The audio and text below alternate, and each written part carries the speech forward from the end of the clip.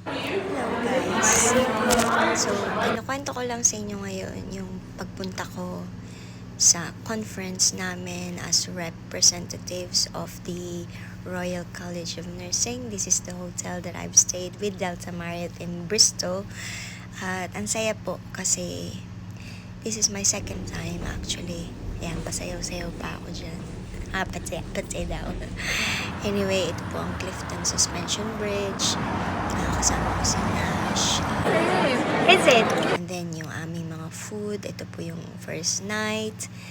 And you will see lots of people around na mga kasama ko po. Mga newly met colleagues ko po sila.